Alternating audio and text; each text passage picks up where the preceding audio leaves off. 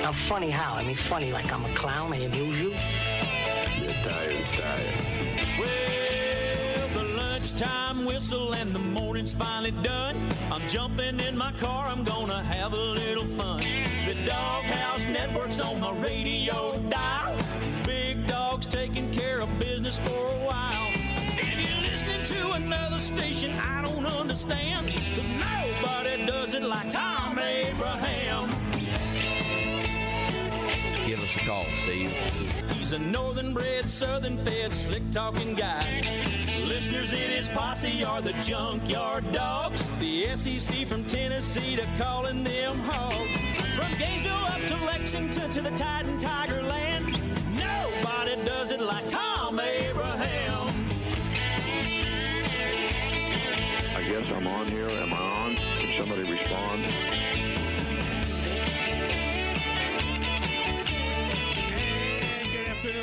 Welcome to Overreaction Monday in the Doghouse. I am your host, Thom Abraham, and never is that term been more appropriate than today, the Monday after the first slate of NFL preseason games and after the first weekend of live scrimmages in college football.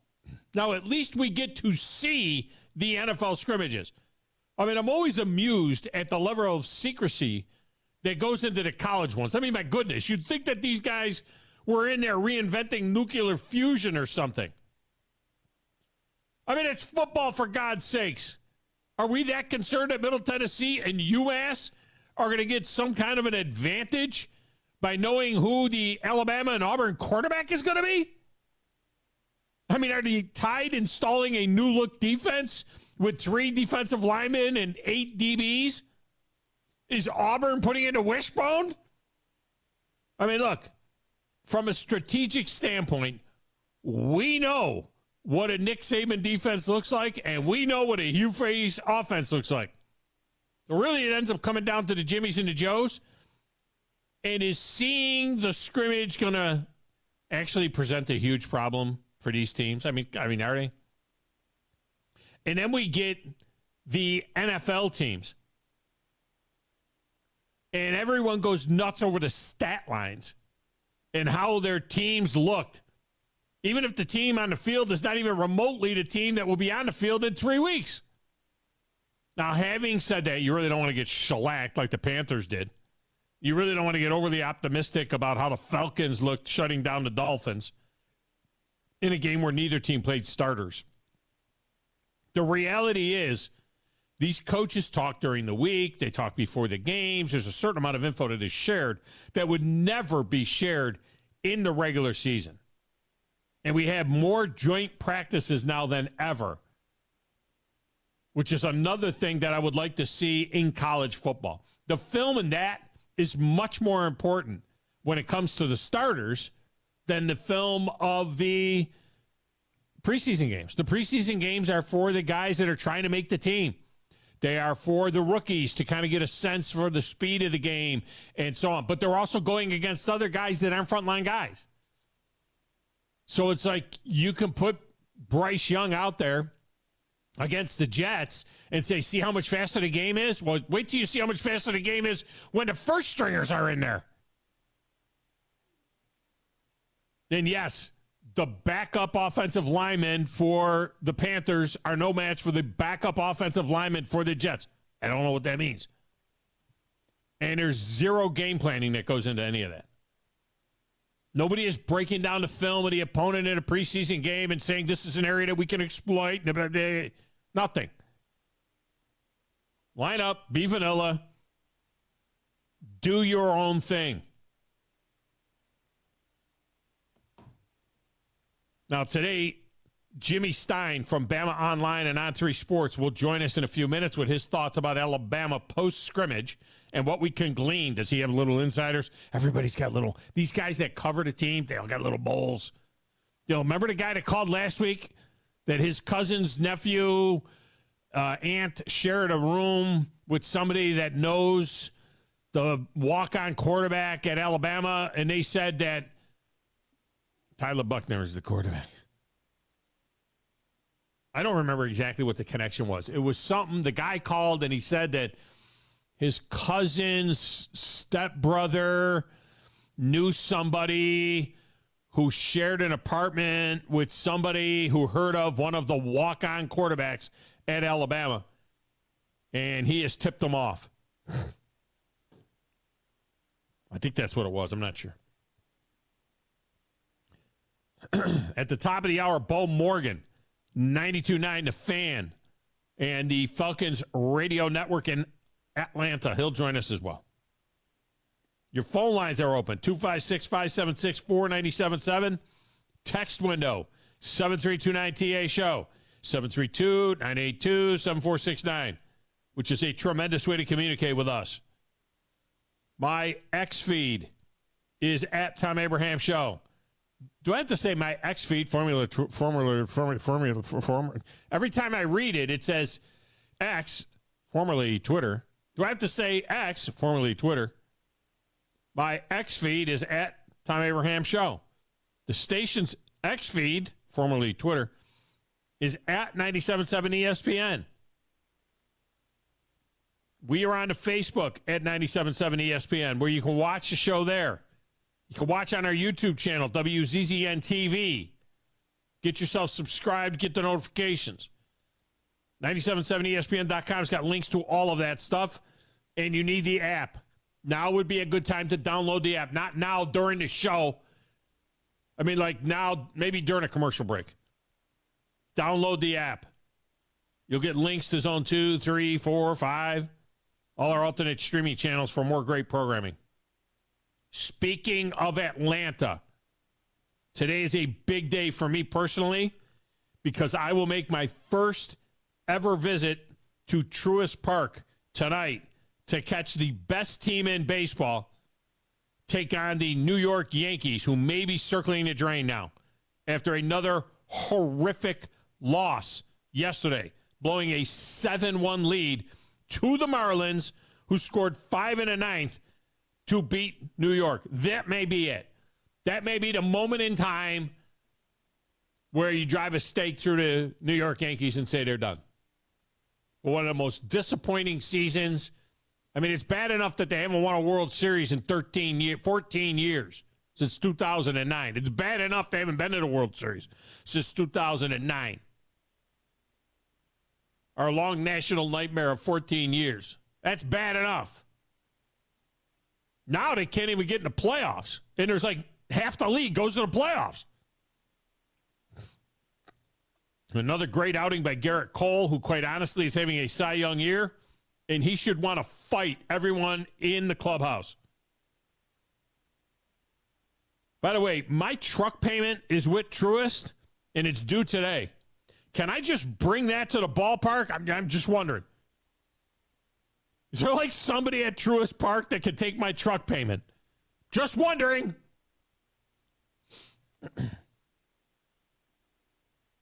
All right, back there in the little glass booth, playing the Platters That Matter and the Stacks of Wax, answering the phones, keeping us on the air.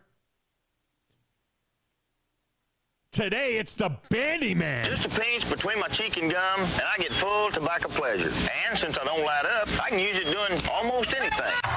What is your name? Detective. It doesn't matter what your name is.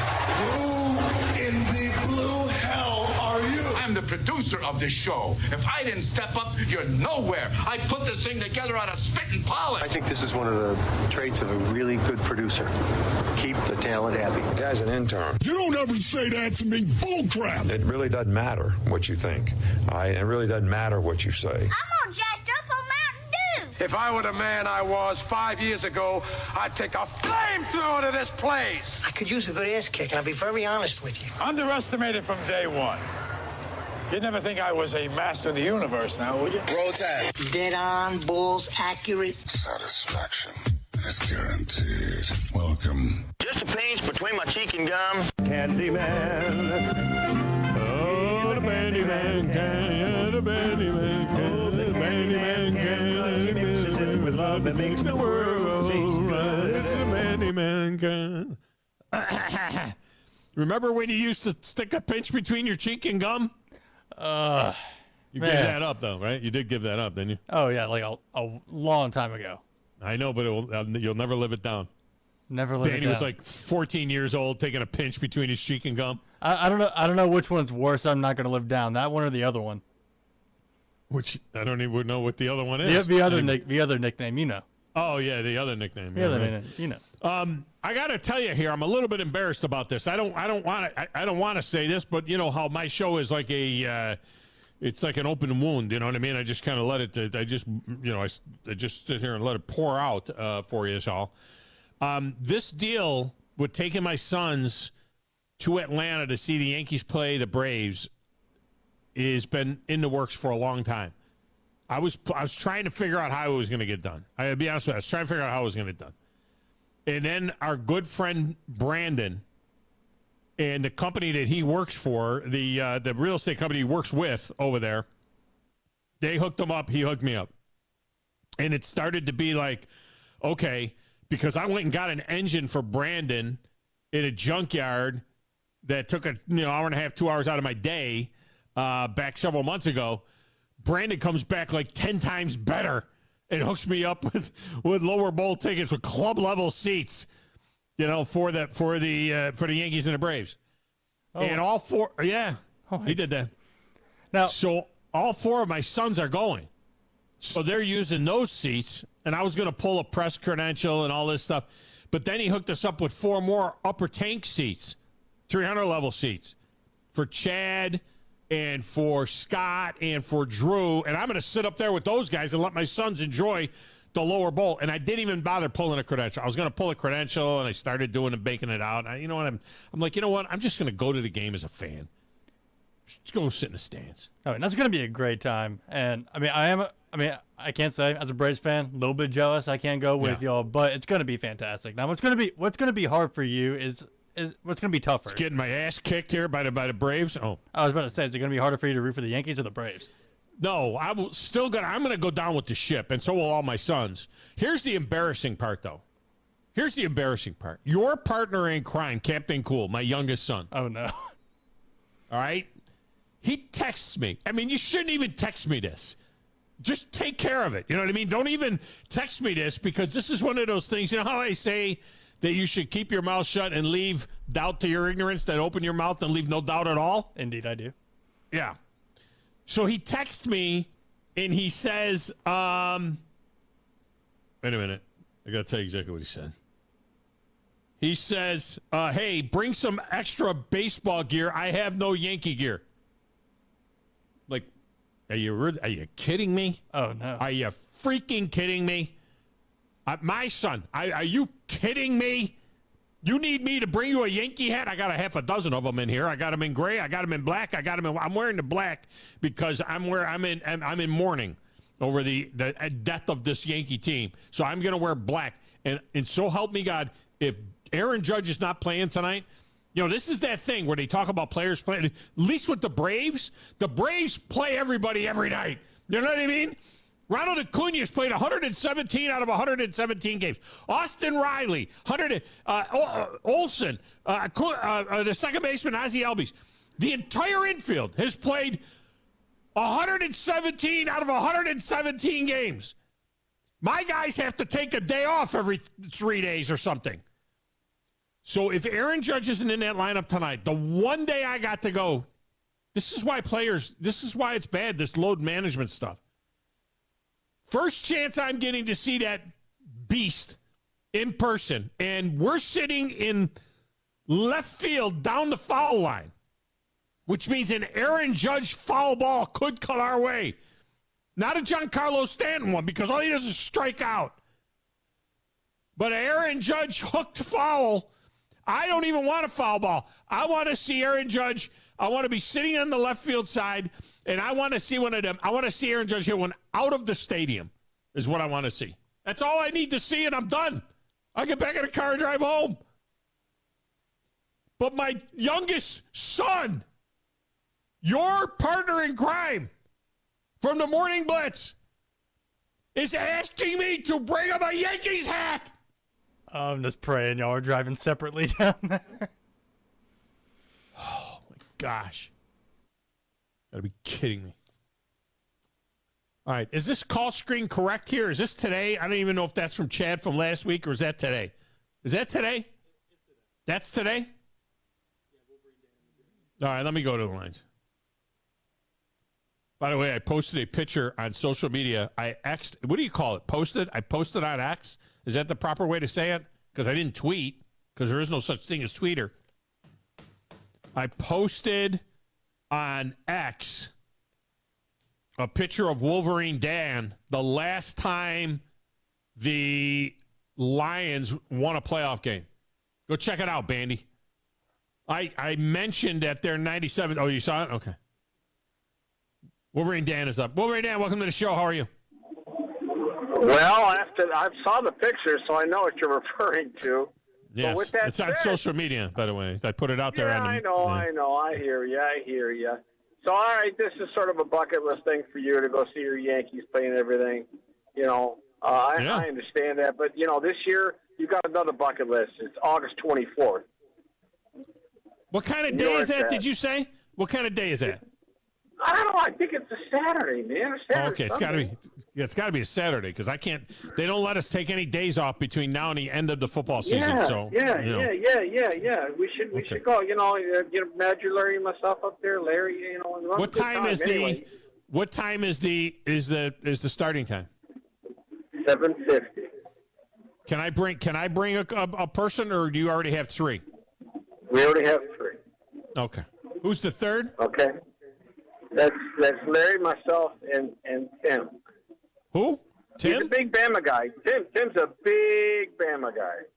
Do I know Tim? Have I ever met Tim? Has he ever called the show? You don't Tim? have to. Everything he talks about is Alabama. So he needs to know. Okay?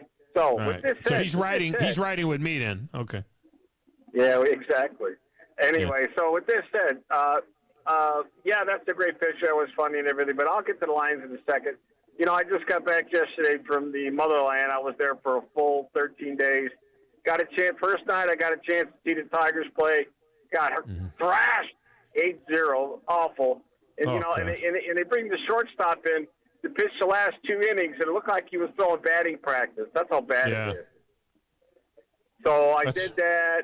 But the reunion, I was very disappointed, Thomas. Very disappointed. So wait, now was this a family reunion or a high school or reunion? I had my tooth worked on about an hour ago, so I'm kind of got numb this year. But it was a high school reunion. Oh, was your 40th, 50th high school reunion? 45. Yeah. How many people are dead? Quite a few. Quite a few, but you know what? It was what really bothered me. I worked real hard to get where I'm at right now, and I thought, you know what? I'm going to definitely meet some really good-looking girls.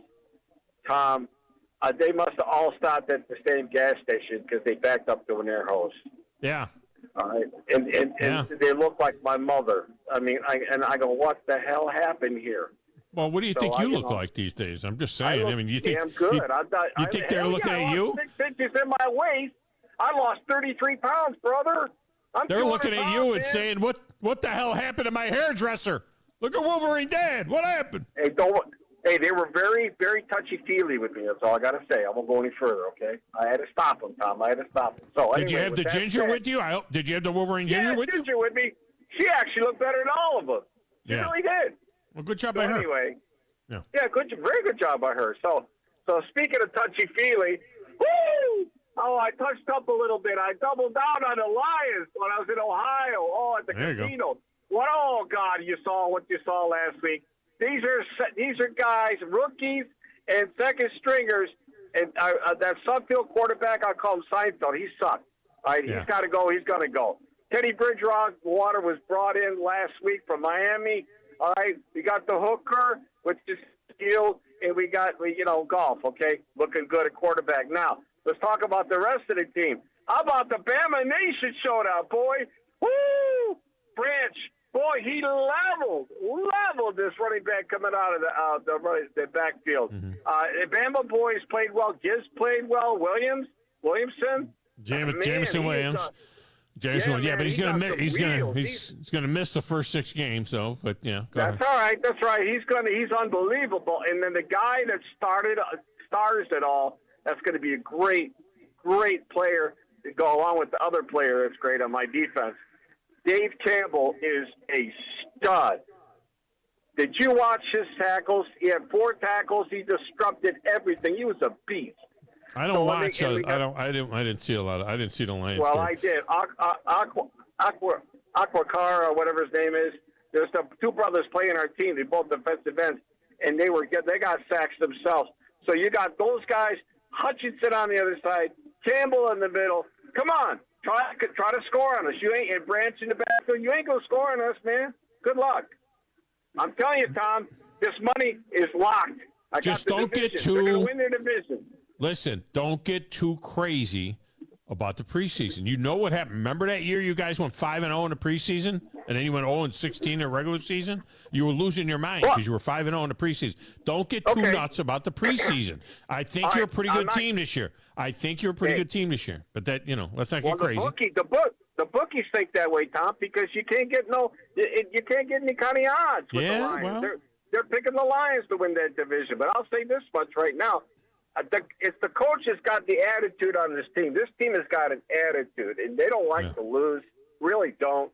And good acquisitions, great draft this year. Tom, I'm telling you, I double down on the division champion. I think they're going to win their division this year. I think that they're the favorites. But I'll tell you what, if you were watching preseason games, thanks for the call, Wolverine Dennis. A good job by you. If you were watching preseason games and you watched Jordan Love and the Green Bay Packers, Jordan Love looks pretty good, man. Jordan Love looks pretty good. Let me get Jeremy in here. Jeremy, welcome to the show. How are you? Hey, Tom. Look, I had a guy deliver a pizza to my house yesterday who's got a cousin that delivers pizza in Tuscaloosa, and he said that Tyler Buckner is in. I'll take that, right? It's a good job by you, Jeremy. Hey, what's Milner going to do, though? When's he transfer? Who? Milrow. Milrow. I was just saying Milner. Milner's been out for a while now. Milner's been gone for a while. Yeah, he's been gone for a while. Milrow, I think he's already transferred. Ty Simpson is the starter, and Buckner is. They got too many guys named Tyler. I don't know what the hell's going to happen. We'll see. We'll see. It might be Milrow's job. I don't know. Is that really why he's transferring? Because Saban came to him and asked him to change his name to Tyler? It might be. It might be. He's going under Ty Buckner now. He's just like, so when Saban says, Ty, get in there, and he means Ty Simpson, it'll be Tyler Buckner who goes running out there to say, hey, not so fast, number 8. Come back. I want the big kid. I think I'm honest to God, I think it's going to be Ty Simpson. I really do. Well, I hope it's a right fit, whoever it is. Yeah, they're going to need somebody that I'm hoping to have a surprise like we had with Coker a few years ago. I mean, nobody expected him to come in and do what he did. Well, I remember it took him an extra year though. Remember, Coker came in and Blake Sims kept him on the boundary for a year. Remember that? Right? He was supposed to come in and automatically take over, and he couldn't beat out Blake Sims. Then his next year, his second year in Alabama, that's when they won a national championship with him. So are you saying that you're hoping that Buckner is Coker? Because I'm believing in the guys that their own guys, they're homegrowns. I believe in Simpson. I'm not a Buckner guy. Buckner, he may be. But I'm not. I'm with Simpson. Milrow has got some special skills. Lonergan and Eli Holstein. I mean, they got the guys they got that they brought in themselves from high school are all, I think, pretty talented guys. Well, we'll see. So, question then: if it goes Simpson, how many times do we see Simpson and Milrow on the field at the same time? Could happen. I don't know. I mean, that could happen. I will ask. I'll ask Jimmy Stein that. Yeah, he looks like a Taysom Hill type player that you could throw him out. You could get him the ball, some handoff. He could get him some runs. You could get him some swing passes. You could get him involved in the game because to me he looks like if you got him on a sprint catching the ball that he could really do some damage. Right. No, I remember at one point they said he was the fastest kid on the whole team. Thanks for the call. I appreciate it, Jeremy. That's a good job by you. All right, Bandy Man, text Jimmy and tell him we're running behind because I want to get Brandon in here because the guy's trying to work. All right, let me get Brandon in here. Brandon, welcome to the show. How are you? man, I'm hanging in here trying to make some magic happen. I hear you. So tell your son that I've got a Brave shirt if he needs to change a tire middle of the game, just in case there's a 47-2 Phillips style beating that goes on tonight, just in case. If he wants to make it out of there. Yeah, he actually, when he texted me, said, I don't have any Yankees or Braves stuff. And I said to him, look, we can wear Braves stuff when they're playing anybody but the Yankees. But when they're playing the Yankees, we gotta go down with the ship. We've got to go down with the ship, okay? The Braves are my National League team. Remember when there used to be an American League and a National League, and these two teams wouldn't meet except for in the World Series? And we know how that went. But we have got, the Abraham men have got to go down with the ship, and we're going down with the ship. Well, I was goofing around Saturday with that game and was in the pool, and I got out, and I said, what in the hell happened up in that stadium? What was that, 22-0 or 21-3 or something, or I forget what it was. Are you talking about the Braves over the Mets, for those that don't know? Yeah, I was sitting there thinking, I was like, has anybody seen Phillip? Do we need to send emergency services? We have not heard from Phillip in a while. I am getting concerned now. I gotta go look. He used to text the show even, so I gotta go look in the old text and see if I can find a text and make sure he's okay. He may be in mourning, but I do hope he's okay. Yeah, I hope he's okay. Yeah. So y'all rolling in. You're leaving right after your show, right? Yeah, I'll be there about 5:30 Eastern time. That's my goal. All right. Are we going on in, or do you want me to procure a table at the Battery? What you want me to do? I kind of want to get in there. By the time we're meeting at the Cumberland Mall, and then I'm going to drag all the other guys. The guys are going to jump in the back of my pickup truck, and we're going to go Georgia taxi style, and I'm going to drive them over to the parking lot, and we'll see what time it is. I guess me personally, I wouldn't mind getting in the stadium a little bit early, but if it's after batting practice, who knows? It's too late then. So. Do we have security to keep all the women off of grills? Like, do we need to encircle him like Mike Tyson when he used to go to the ring? Or yeah, he needs to have a couple of Alabama or Georgia State troopers walking with him, like he's Kirby Smart walking off the field. Grizz will need to have a couple of troopers around him as he walks off. All right. Well, and just let you know so that you remember, the 4 tickets that your sons have got $15 worth of food or merchandise credit loaded on those. So what do you do with that and an extra $3? You can get a Diet Coke. Is that how that works? No, you can in the club section. You can get a pizza and a drink usually. Oh, really? That area for about $15. Y'all are in the club section, so the food in there is cheaper than out in the general part. Well, I got the tickets on my phone. I got to figure out how I'm going to get them in, and then I don't know. It's just crazy, but I'll get it figured. Yeah, those tickets for the season, those 4 you're sitting in, those were 60 large. Yeah. Oh, yeah. Okay. So that's good. Well, that's wonderful. I really appreciate it. You kind of, I got, anytime you need me to go pick up an engine from you at a junkyard, let me know. I just hated that JYB didn't get to come. I thought she was going to get to come see the sundial and get her nails done and go to the steakhouses and stuff. I just felt bad. She's in. But maybe next time.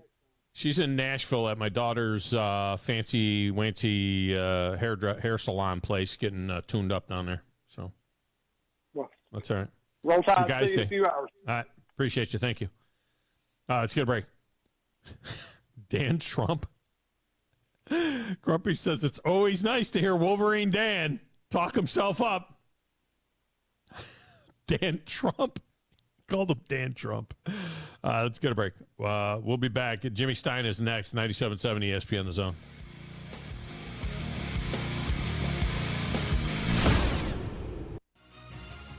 You're listening to the Thom Abraham Show on 97.7 ESPN The Zone.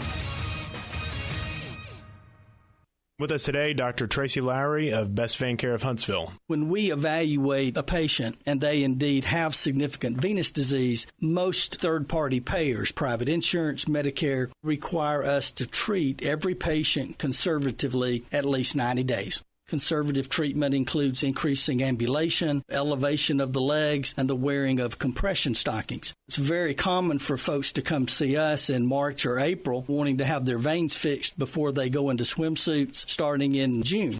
When we see someone in March or April, they're going to require at least 90 days of conservative treatment before we can even go to the insurance carrier to get permission to treat their veins. So if you think you have a venous problem, now is the time to come in and get a free screening so we can determine whether or not you need something evaluated. If you have a vein problem or you think you may have a vein problem, now's the time to contact us at bestveincarehuntsville.com. Tom Luganbill here for my friends at Woody Anderson Ford. Bobby White and his team take great pride in their service department, and you can see it the moment you walk into those beautiful new service lanes. And just like a championship team, they all work together to make sure your experience is second to none, whether you drive a Ford or not. Also, check out the gold certified pre-owned inventory at Woody Anderson Ford for great deals every day. Stop by and see them at Jordan and Sparkman or at Woody Anderson of Madison on Hughes Road, or visit WoodyAndersonFord.com. The Huntsville Sports Commission is responsible for bringing high-level sports entertainment to the Rocket City. In 2023, enjoy events like the CCSA Beach Volleyball Championships, Hometown Lenders Championship, UCI Paracycling Road World Cup, and so much more. To learn more about upcoming events and the Huntsville Sports Commission, visit HuntsvilleSports.com. The Huntsville Sports Commission. We do sports. When you call most roofing companies, all you'll hear is, you need a new roof. Not when you call Fleming. At Fleming Roofing and Restoration, we're focused on your needs, whether it's an easy repair or a full roof replacement. Folks around here trusted Fleming since 1965 for all their residential and commercial roofing needs. And as the area's storm damage experts, Fleming knows all the ins and outs of the insurance claims process. Log on FlemingHSV.com to schedule your free estimate today. Fleming Roofing and Restoration. We show up. From the Fox 54 Weather Center, I'm meteorologist Emily Owen. For this Monday, expect another hot afternoon across the Tennessee Valley. An excessive heat warning remains in effect until 8 o'clock. We'll see scattered showers and storms start to develop sometime in the evening. A few of these could turn strong to severe. Low temperatures expected to fall into the low 70s for the overnight. I'm meteorologist Emily Owen on your home for ESPN Radio 97.7 ESPN, The Zone.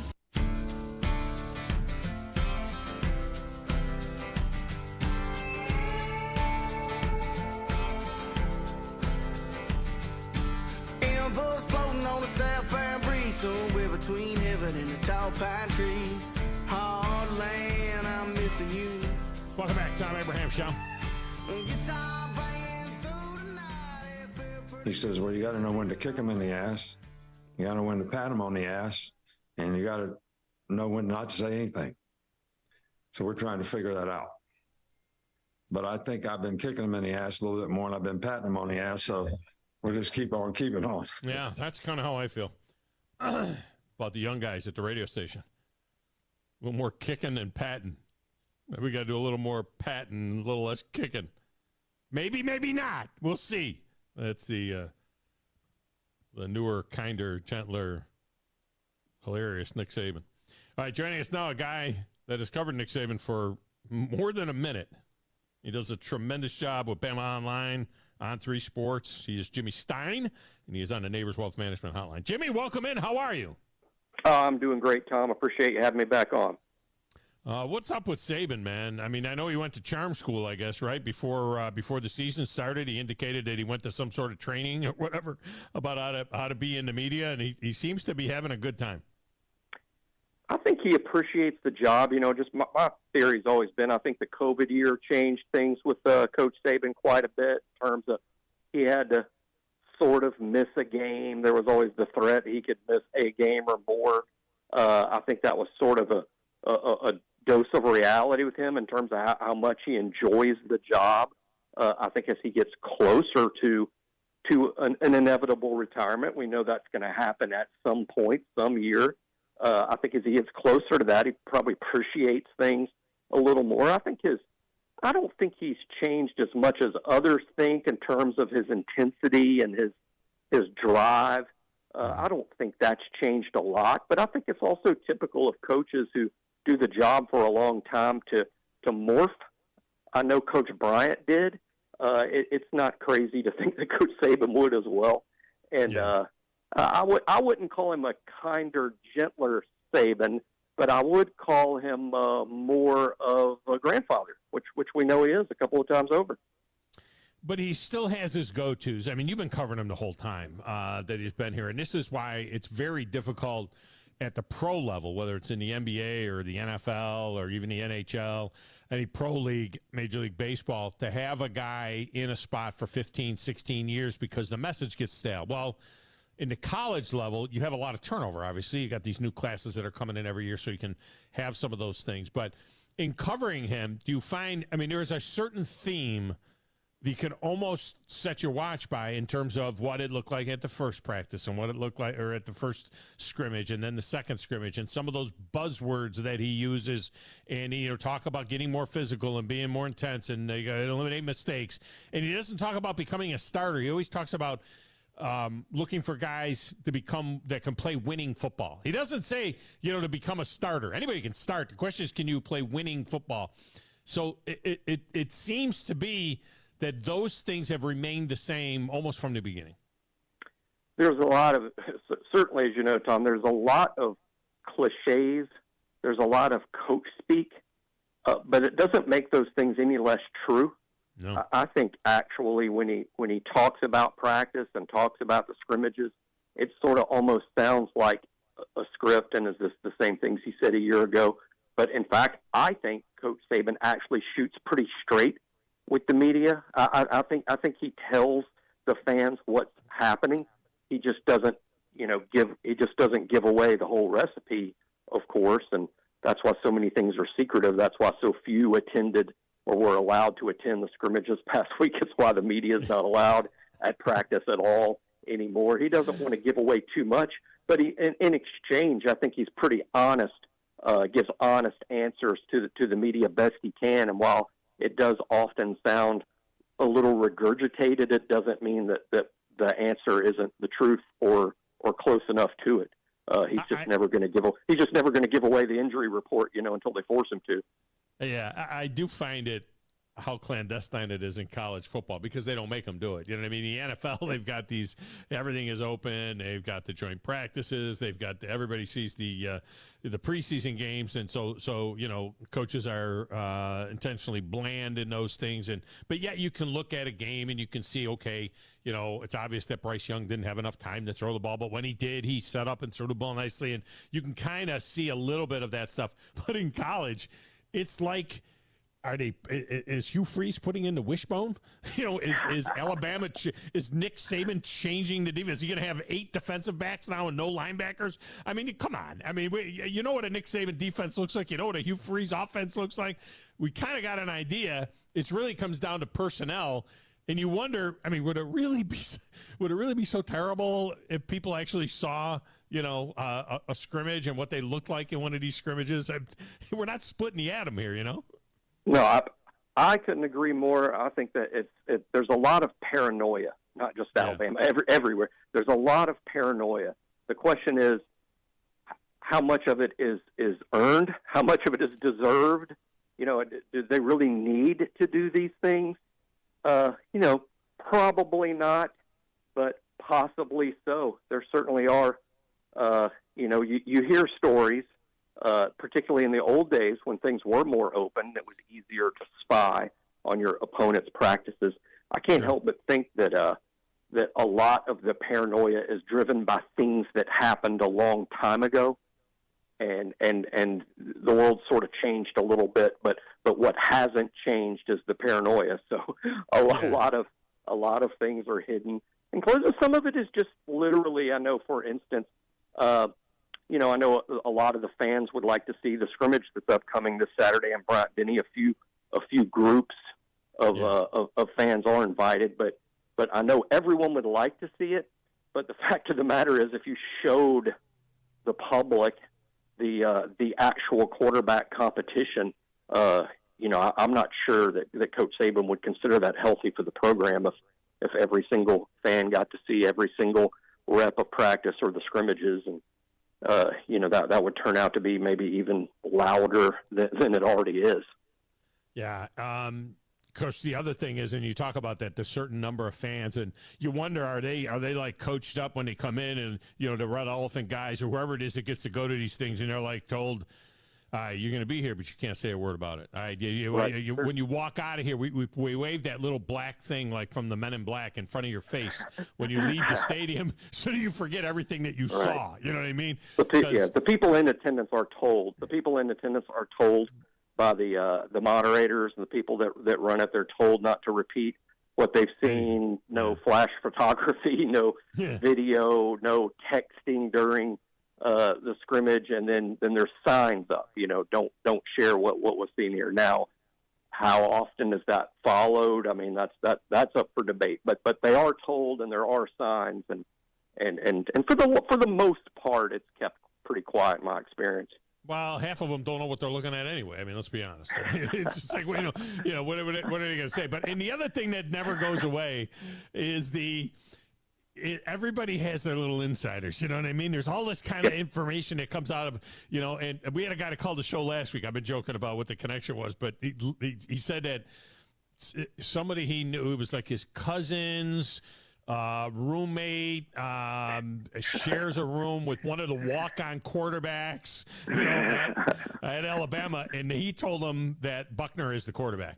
That Buckner's QB1. You know what I mean? It's like, well, there you go. I mean, now we got to play the breaking news. Breaking news, because this kid who knows somebody whose aunt used to go out with a guy that rooms with a walk-on quarterback. Tyler Buckner's the quarterback. So there you go. That's all we have to do. He needs a better source. So I'm pretty sure that one's wrong. That's what I think. And I've got zero. I mean, I do have a couple of people that are former players and whatnot that do have the ability to see some of this stuff, and I'm not sharing anything out of school or anything. I'm just going based on what I've seen and just my own sense. I think Ty Simpson has a hell of an opportunity to be coming out of this thing as QB1. I just feel like he's the guy that ultimately ends up taking the job. Whether he takes the first snap against Middle or not, I don't know, but it just feels like he ultimately ends up the guy. I don't know. What's your take? I predicted that since December. I felt that Ty Simpson would win the quarterback job at Alabama this season. I felt that last December. I haven't really changed. I'm edging in another direction, but I haven't really changed that. I still believe that'll be the case. I also believe, based on what we know as of now, in terms of a guess or in terms of where this appears to be trending, I think Jalen Milroe is the more likely starter for game one. I don't believe at this point that Jalen Milroe has been passed by Ty Simpson or Tyler Buckner or the others. So right now, in terms of how I believe it will play out, is that Jalen Milroe, I would say, is the likely starter for game one. But I'll stick with what I've always said, is that at some point Ty Simpson then becomes the starting quarterback. I just like Ty's whole skill set package. I think Ty's the most gifted kid of the contenders for the starting quarterback job, and I think ultimately that will win out. But Milroe seems to be, from all word, practicing very well and hasn't really given up that top spot. We have to remember that Milroe is who played when Bryce was injured a year ago. Right. And Jalen sort of maintained, that first quarterback to play with the first team all the way through 15 spring practices, including a day. And now in fall camp, we've had an open practice where Milroe appeared to be ahead in terms of taking the first snaps with the first team. And then a scrimmage this past weekend where that seems to be, the whispers from sources that Milroe, was the first to play with the first team. Does that automatically mean he's going to start the season as the starter? Absolutely not. But it's a hint. It's evidence. So yeah. That's kind of where I'm with it. I think Milroe is probably a little ahead right now, and I'll stick with the prediction that Ty will eventually be the starting quarterback at some point. But, the incumbent always has the advantage, right? So if Milroe goes out there first, It's his job to make sure it's a difficult decision to take him off the field. Yeah, Jimmy Stein, Bama Online with us here. And, you know, if in fact that is the case, you look at Ty Buckner with 3 years of eligibility, does he ultimately hang around or does he try to make another move? He doesn't have, you have to sit out the next transfer move unless he graduates, because you do have a couple of kids in Dylan Lonergan and Eli Holstein that a lot of people like. I mean, those kids have good skill sets themselves, and I don't know how you're not going to keep 5 scholarship quarterbacks around. It's just not in this day and age, right? No, absolutely not. As a matter of fact, I think math and history and storyline suggest that even 3 of the 5 quarterbacks are likely to leave. Wow. And I'm just going by numbers. I'm not going by rumors or projections. I'm just saying that over 50% of quarterbacks now at the FBS level transfer at some point in their careers. Over 50%. One's already transferred in. 2 kids signed in the same class together, and Dylan Lonergan and Eli Holstein. Those situations often produce someone leaving before their 4 or 5 years of eligibility is up. So I think just on those numbers alone, you have to expect it. You have to anticipate it if you're Alabama. And roster management is sort of a big buzzword these days, and it has all to do with those situations. So I would agree, Tom. I'm not going to guess who's going to leave when the season's over. We don't even know who the starting quarterback is going to be all season long yet. But it is crazy to assume that all 5 quarterbacks will exhaust their eligibility at Alabama. That would be a crazy bet to take. There's no doubt about it. What are you hearing about other positions? I was a little concerned. You say Saban's honest, and we know that he always talks to his team through that podium, no doubt. When he made the comment about a few too many drops for wide receivers, I mean, that needs to go away. I mean, that was something. And then the other thing, some offsides penalties and mental errors on defense, that needs to go away. That was the problem last year. Any kind of mental errors, and they just didn't ever play clean football, it seemed like. And when they did play clean football, it looked like what it looked like 2 years ago at the SEC championship game against Georgia. That's what clean football looked like for that team. But what other things are you hearing as far as people excelling and some pleasant surprises? I think the offensive line has been a bright spot, and by that I'm referring to the starters, which is the good news. I don't think Alabama has great depth on the offensive line. I think if you get a couple of sprained ankles with the starters, you could have an issue there. But in terms of the 5 or 6 guys that will play the starter snaps, I think they're excited about that group. They're very big. Caden Proctor looks like he may end up nailing down a starting spot at left tackle, the freshman from Iowa. He's over 350 pounds. J.C. Latham, the right tackle, he shared with the world in the last few days on Instagram. He weighs 360, and he was sort of proud of that, meaning that this is not a weight that he feels bad about. He wants to play at this weight. Alabama's tackles could just be monstrously huge, but they're very gifted kids. These are potential one-day first-round picks in the NFL draft. I think Tyler Booker inside is another fantastic player. They're pleased with the center, Seth McLaughlin, and it looks like T.J. Ferguson, who hadn't played really at all in his first 2 years on campus, he's apparently really turned a corner, and the lights come on for him. He was a very highly rated, highly regarded prospect out of Georgia 2 cycles ago. Another big kid that weighs in that 320 range. So Alabama's offensive line looks very promising, and it's certainly very, very large.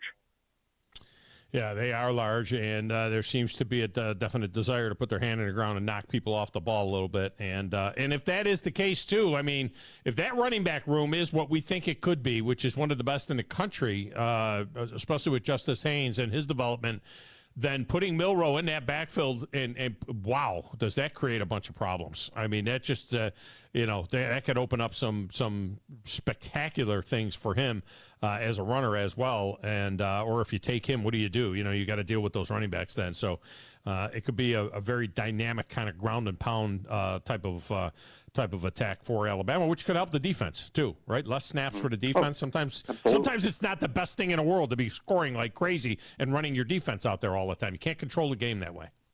I think it's really been not so much an issue, sort of a philosophical, existential type thing since 2018. It's funny, if you look at the stats, literally 2018, when Tua became the quarterback and Alabama shifted its offense from what it looked like early in the Saban era to what it looked like under Tua and then Mac and then Bryce, which was just a heavily dependent on the quarterback completing passes type offense.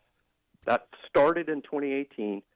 Alabama's offense went from generally ranked somewhere around 4th or 5th in the SEC to number 1 or 2. And that was at the exact same time the defense fell from its traditional first spot in the SEC down to more like 3rd or maybe 4th. Yeah. I think it's definitely related. I think it's definitely related. Now, I think we could argue forever, and reasonable minds would differ as to how much Pete Golding had to do with that, because Pete Golding was the defensive coordinator through that era. How much of it was the fact that the offensive drives became more explosive and shorter and kind of kept your defense on the field a lot more. Could also have to do with how you practice. I mean, if Alabama's practicing their offense, which is throwing it 50 times a game, you wonder if maybe the defense kind of loses some of its toughness that they gain from practicing against a ground and pound type offense that just toughens everyone up. I think it's all of those things, and the SEC being very difficult. There's that too. Yeah, I think it's all of those things that added up to it. But there's no question, Tom, if you go back to 2018, look where Alabama finishes in the league in total offense and total defense. You see the offense climb and the defense tumble. Now, it's only slight. It's not huge because the offense was never bad. And the defense, frankly, since 2018 is not bad when you compare it to the rest of college football. It's just not as good as it was at Alabama.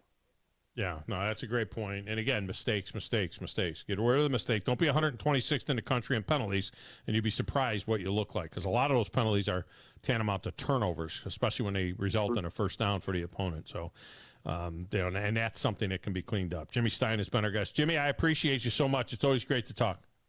Oh, anytime, Tom. Thanks. All right, thank you, Jimmy Stein. All right, let's get a break in here.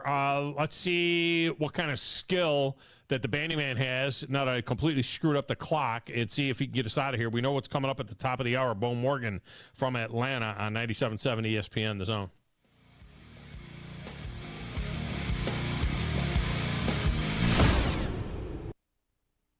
I've always gotten tons of UTIs. Cranberry products never worked for me, and I was desperate for a way to be proactive. I'm Jenna Ryan, CEO and founder of Eucora.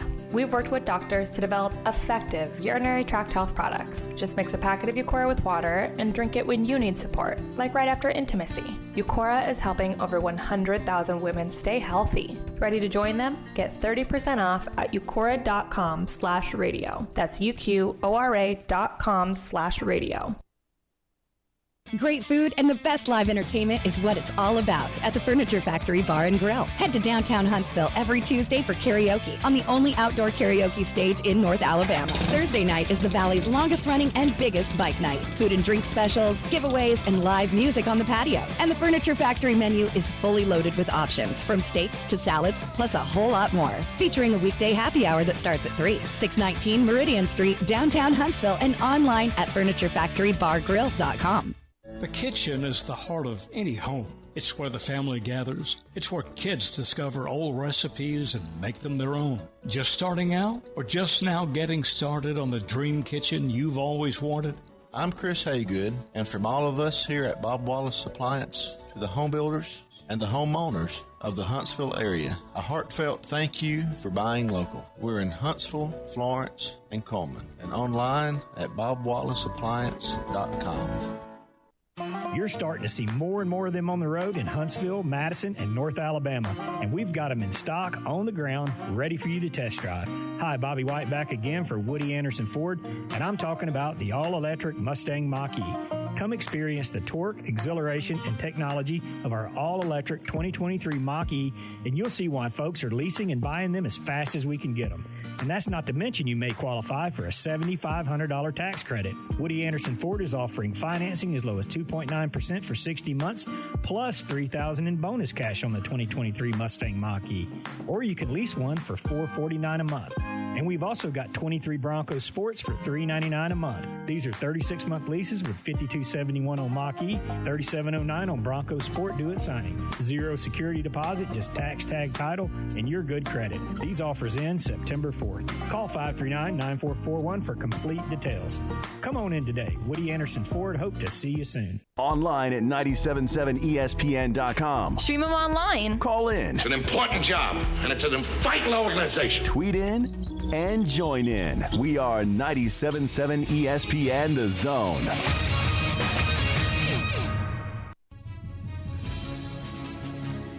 This is Eli Gold, voice of the Alabama Crimson Tide. Now, more of the Thom Abraham Show on your home for Crimson Tide Sports, 97.7 ESPN The Zone. Roll Tide.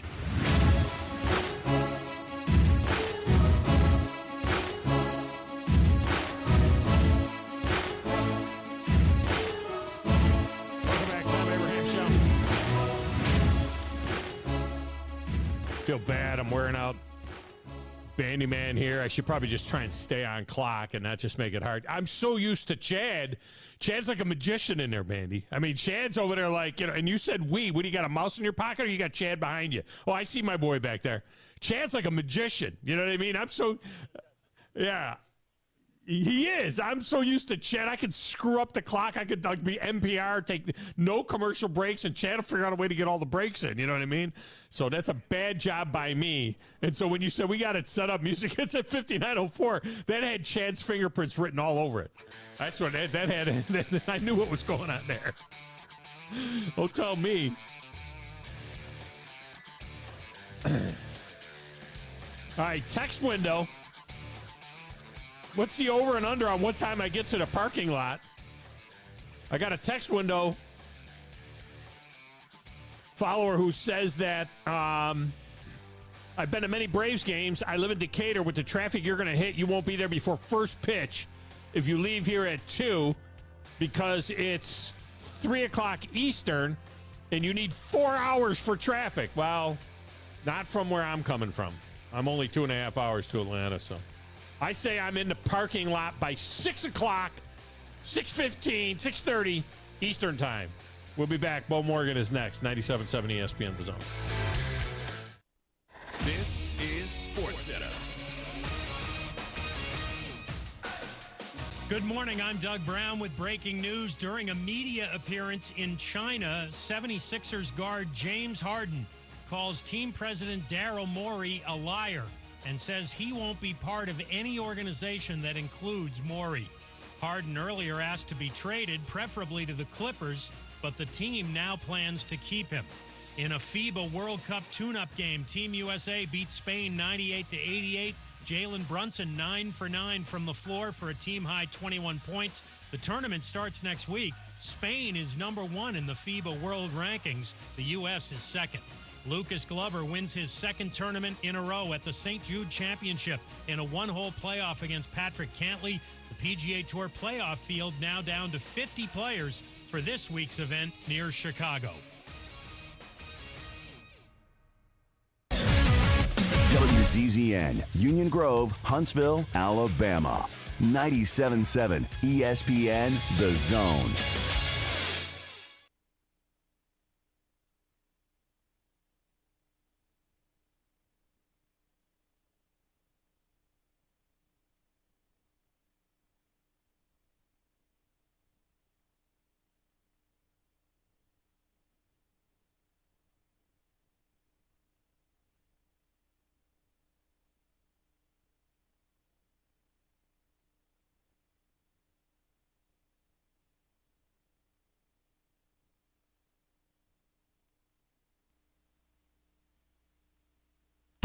You need to be more like a dog. Like what you guys are doing. You've got your fingertip on the pulse of your listeners. You guys know what they're talking about. Be a dog. God bless the show. You are the Messiah. We need more dogs. This is the best show on radio. The big dog, Thom Abraham, is here with you. Hey, I see you. Hey, I see you, dog. So settle in and get your bark on. That's my dog.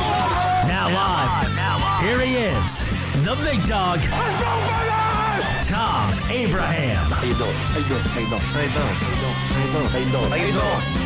Look, I don't speak Spanish. I don't know how to say this, so I'm going to choose my words very carefully. I think you're a psycho. Do you know who I am? I mean, that guy sounds like El McPherson farting into Miles Davis' trumpet. I guess I'm on here. Am I on? Can somebody respond? Get off my I have to drag my Yankee ass out of here.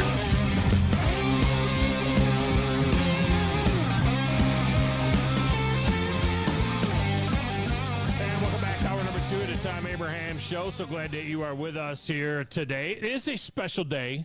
For me, it's a special day because I am actually making my first trip over to Truist Park. Thom Abraham here from it. Hey! I don't want to hear my live reads.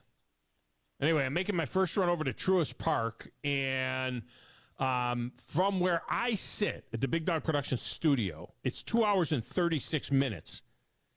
So I'm leaving at 2 o'clock Central, which is 3 o'clock Eastern time. First pitch is 7:20 Eastern time, and it's 2 hours and 36 minutes right now to the ballpark. Now, I know I'm going to hit some traffic and so on and so forth, but I'm coming from the north. So traffic should be coming out of Atlanta when I'm coming from the north. And I got people telling me, one guy telling me here, that I'll never make first pitch at 7:20 when I'm leaving at 3. I got 4 hours and 20 minutes before first pitch. He says I need 4 hours for traffic. Come on, it ain't going to be that bad. I'm just going to tell people that I know Bo Morgan, and then, it'll open up like the Red Sea. Bo Morgan with 92.9, The Fan, the morning show there, and also Falcons Radio Network. He joined us on the Neighbors Wealth Management Hotline. Bo, I'm going to make it in time, right? I mean, I'm not going to have a problem. I'm 2 hours and 36 minutes from the stadium where I sit right now. I'm going to be okay, right? Yeah, I mean, I think a 4.5-hour window should be pretty good for you. I think you're probably going to look at maybe 3 hours and 15 minutes with traffic. Let's just hope nothing gets clogged up right there. But it always backs up right there. If you're coming down 75, you're going to get backed up a little bit right there at the stadium. But just listen to that GPS. It'll give you the trick, the little tricks to the trade of getting through there. I don't see why you wouldn't be able to get here on time though.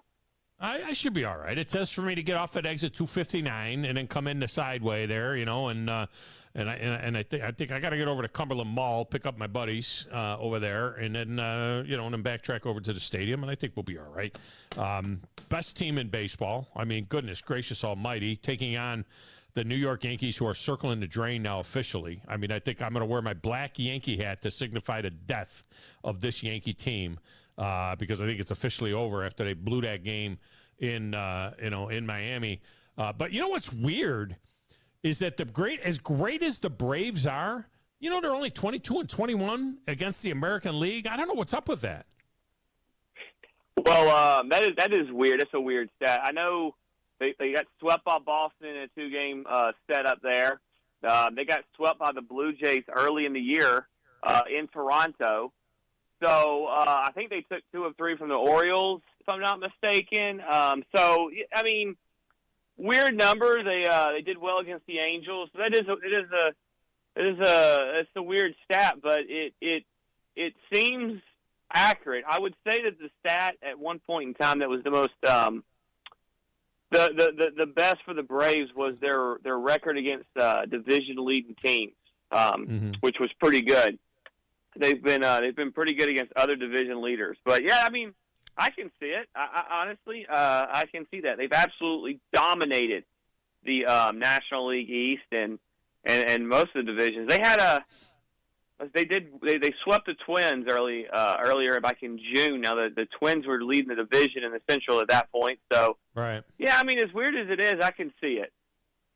Yeah, and what I like about them as a fan is that everybody plays all the time. And I don't know how that's going to be when you get to the end, whether that's a bad thing or not. But, I saw a stat where the core 4 guys there all have played in all 117 games. Olsen and, all of those guys, Ronald Acuna Jr. and Austin Riley, they've all played in all 117 games. At least you can rely on that. From a fan standpoint, especially if you're coming from out of town and you're going to see one game, you want to see those guys, and I appreciate that. I don't know how that'll be when they get to 162 and then hopefully a long playoff run. They had a couple of guys that did that last year as well when Dansby Swanson was still here and Matt Olson. They played those guys. Those guys played like every game. And even at the end of the year, they went ahead and started. Nick gave him a start, and then he let him go through the order once, and then he pulled him out last year to end the season in Miami. It's a really crazy stat, but I mean it just shows. Olsen played 162 last year. Like I said, and it's going to go a long way with why those guys. Guys like Ozzie Albies, who is one of those guys this year. Last year he was banged up, but this year he's a guy that's got, I think, 26, 27 home runs as a second baseman. If I'm not mistaken, Ozzie's already over 100 RBIs. They've really got some kind of crazy stats like that. That's why Matt Olson's leading the league in everything. 107 RBIs for this guy, and he's got 43 homers. So it's the reason why they've done what they've done, and it's why this team has the best record in baseball. And it's why they're going. They're 4 games, I think, better than the Dodgers. It's been a wild season, Tom. It's been so much fun. I was telling the fans the other day on the show that Mike Johnson and myself and Tiffany Blackman do here in Atlanta. Guys, can we quit complaining about the little things and enjoy the ride? Because this has honestly been a magical season in a lot of ways. Now, to your point, what you said in the question was, how's it going to end up in the end when they get to the end of the season and hopefully a long playoff run? Because that is the concern. Fans here are already freaking out about the little things like pitching, and not little, but the pitching here, and they're not trusting the GM who has built a phenomenal team. And honestly, this team won a World Series because of the moves the GM made in 2021. So I've told these guys, hey, why don't we trust the GM and the moves that he didn't make this year, because he knew that he had Max Fried coming back. He knew that he had guys like A.J. Minter and Dylan Lee out of the bullpen and Jesse Chavez coming back. He did make bullpen moves. He knows that Kyle Wright is now progressing to hopefully come back maybe the middle of September for that stretch run. So it's you hope all these guys hold up. And honestly, the best thing is that maybe Max Fried is rested because he missed 3 months. Maybe Kyle Wright is going to be rested because at that point he would have missed 4 months. And those guys are fresh down that stretch. Yeah, there's no doubt that is that could, if you're good on the mound, that makes up for a lot. All those guys got to do is stand around a little bit out in the field, so it won't be too bad for that. Bo Morgan with us here from 92.9 The Fan. Now he's also pre and post for the Falcons Radio Network. So let's shift gears and talk a little bit about these Falcons who went down to Miami, win a game. The Falcons JVs beat the Miami JV by a score of 19-3. We don't want to get too excited about that, but I'd rather win the game 19-3 than lose the game 19-3, right? Oh yeah, but look, you're kind of burying the lead here. The biggest story was they went down there on Monday and on Tuesday and Wednesday, I should say, for the joint practices, Tom, and they absolutely their varsity beat up on some of Miami's varsity. All the stories where Tyreek Hill did this and Tyreek Hill did that. I mean, he had 2 plays the entire week of joint practices, and he wants to backflip into the end zone. But the story is how well Atlanta's trench on both sides of the ball beat up Miami starting trench. I mean, guys like David Onyemata and company, our some of the second string guys like Zach Harrison, who's a rookie out of Ohio State. These guys had good days down there. And then what really takes away from me is the negativity around the Falcons and what they didn't do by not drafting Jalen Carter instead of Bijan, who didn't have to worry about playing because he had another good week. But they have built this defensive line through free agency in a lot of ways with the Bud Duprees of the world and the Calais Campbells and the David Onyematas. And these guys went down there. Now, Calais, minus Calais Campbell, and Cade Nelson, I should say, as well. These guys went down there and just beat up Miami's offensive line. This is a Miami team that everyone expects to be making speaking of playoff runs, maybe even winning the East, making a deep run with some of the talent they've got. And the Falcons' second string went in there on Friday night and just handed it to them. Their third string went in there Friday night and handed it to them. So you're telling me a team that's supposed to be third, maybe third in the NFC South by a lot of people, all they did was they went down there in a joint practice on Tuesday and Wednesday and played pretty well against the starters. And then on Friday night, the depth guys went down there and beat around a playoff team from last year and a good contender this year. That would make me excited. I don't take a lot into some of this stuff. But I've told people, look, I don't overreact to the preseason. Like you said, it's just a preseason.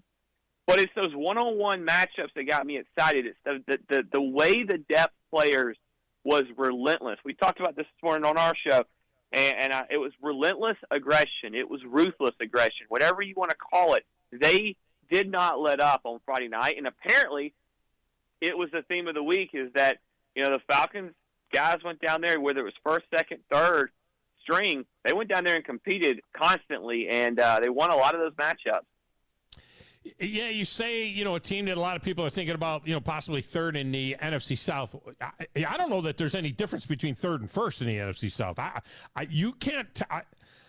could make a case, a very easy case, for the Falcons to be the favorite in the NFC South, really. I mean, you look at what's going on in New Orleans, and I'm not a big Dennis Allen guy, and I do think that Derek Carr is a decent quarterback, but I don't know that necessarily that makes them the team to beat. Bryce Young is young. That offensive line looks awful there, and Baker Mayfield is in Tampa Bay, and I think Tampa Bay's bringing up the rear over there. I don't care that he went 8 for 9. He's a turnover machine. So you get anything out of Desmond Ridder. And I love the running back that they brought in the Robinson kid. Defense plays a little bit better. I mean, I think the Falcons have as much a chance as anybody in that division to win that division. Look, I absolutely agree. And it's hard to look at the defensive side and pick out the guy that's going to be the most impactful.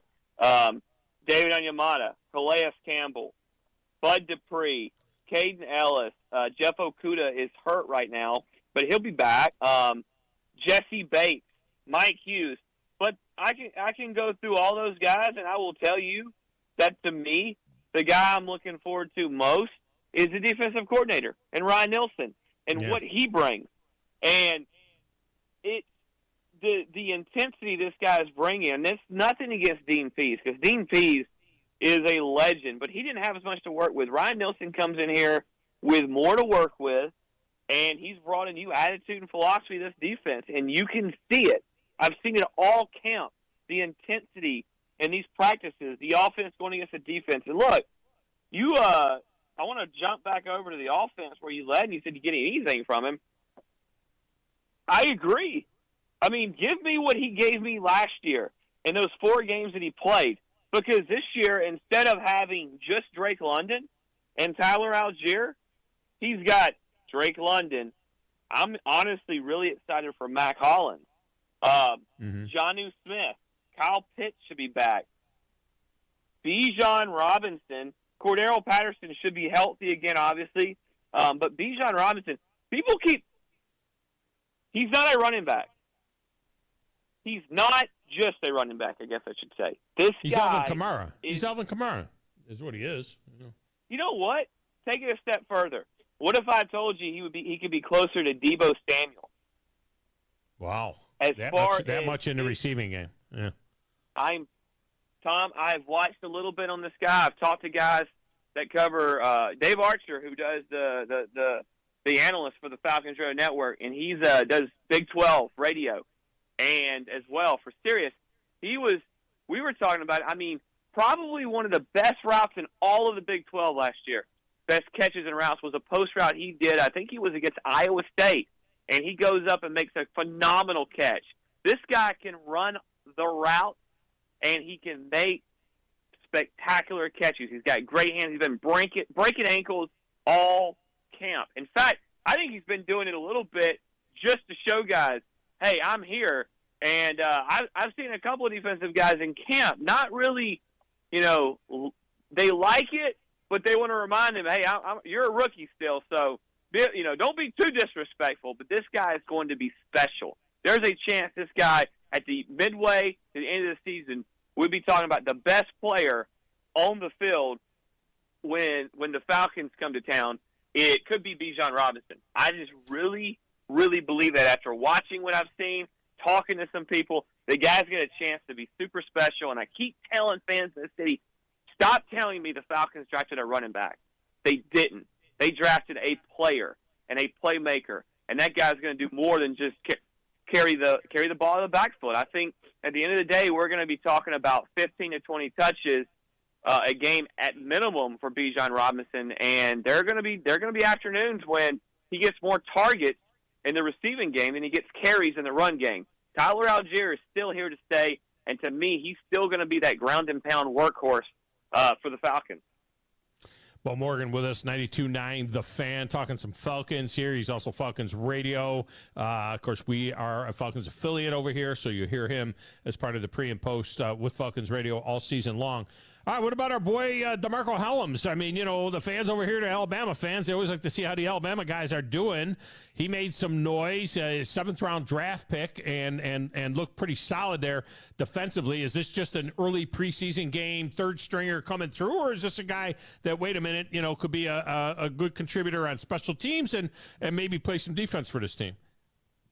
Let me tell you something. If Hellams is a good-sized player, and if he lays the wood like he did on Friday night, it's going to be hard to keep this guy off the roster. Mm-hmm. It was really fun to watch him.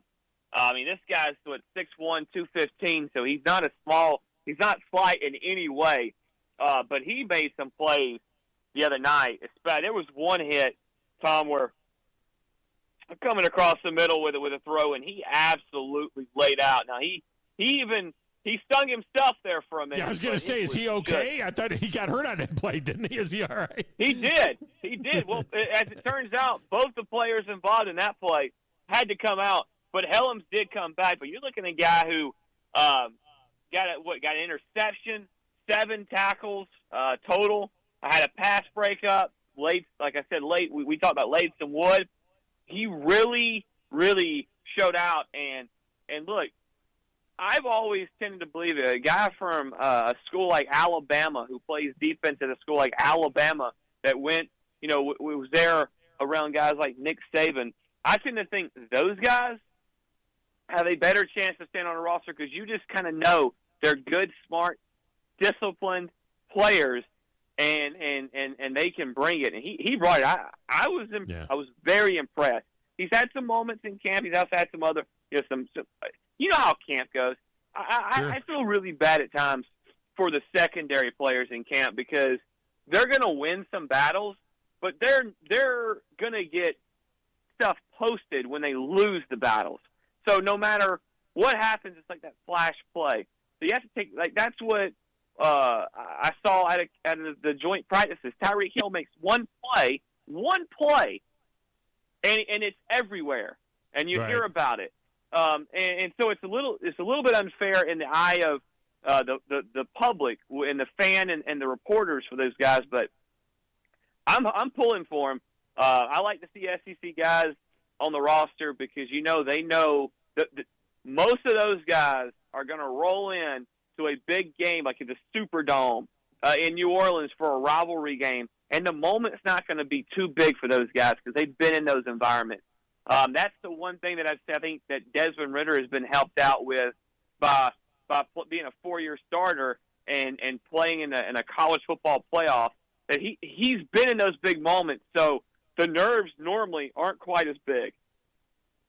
All right, finally, before I let you go, the nuclear option, is there a number that puts Arthur Smith in trouble? I mean, if things fall apart around them and there's 6-7 wins, does he survive that? Is there a number in mind? Expanded playoffs, so you got to make the playoff. Is there a thought that there is a number that would put Arthur Smith in trouble in his third year? Yeah, I've had this come up a lot. We've talked about it a lot. Arthur Blank said that this was year 3 of a 3-year plan. So that tells you something right there, Tom. I think he gets 4 years no matter what, unless, to your point, the number. I think you cannot go backwards.